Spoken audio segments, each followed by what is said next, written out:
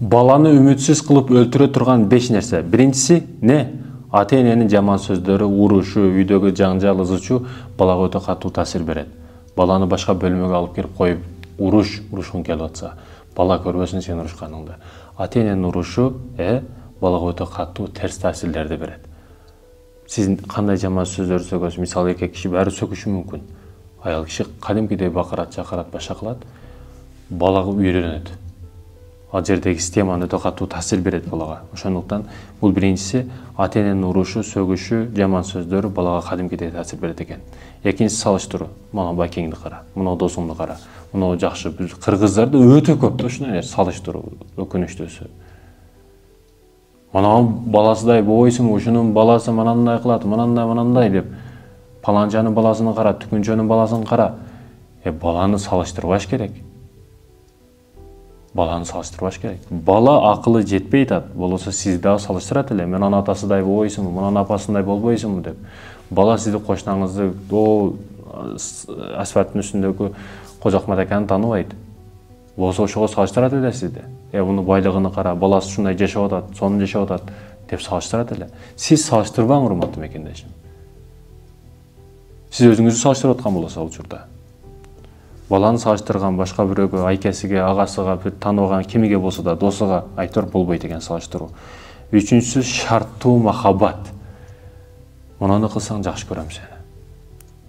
Муну кылсаң мындай нерсе берем сага. Сникерс алып берем, мороженое алып берем, мындай кылсаң деп туруп. Шарт койбош керек, урматтуу мекендешим. Муну жаман адатыңды ташта, анан сени жакшы көрөм дегендер бар да. Жок. Бир шарт койбой жакшы көр. Ал сенин балаң, Балада түшүнүк пайда болот. Себеп мени жакшы көрөт мени. Ушундай кылсам жакшы көрөт. Жөн жакшы көрбөйт апам мени. Дейт да. Ушундайдар деген бизге.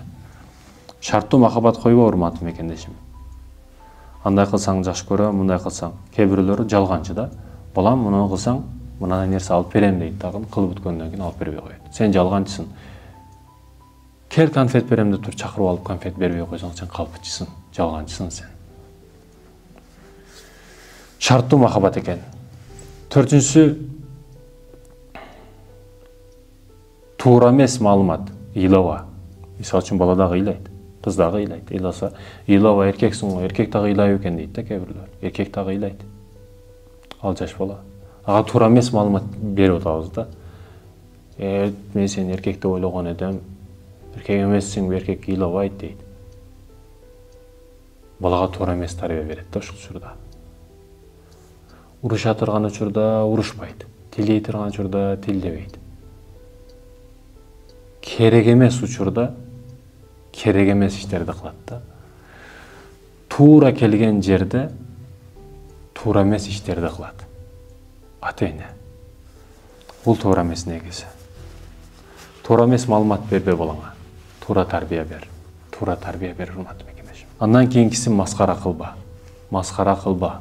Балаңдын үстүнөн күлбө. Балаңдын бир кыймыл аракети жаман болушу мүмкүн. Кээ бир нерсеси туура эмес болуп калышы мүмкүн. Ошолорду шылыңдап күлбө. Күлүү балаңы өлтүрөт.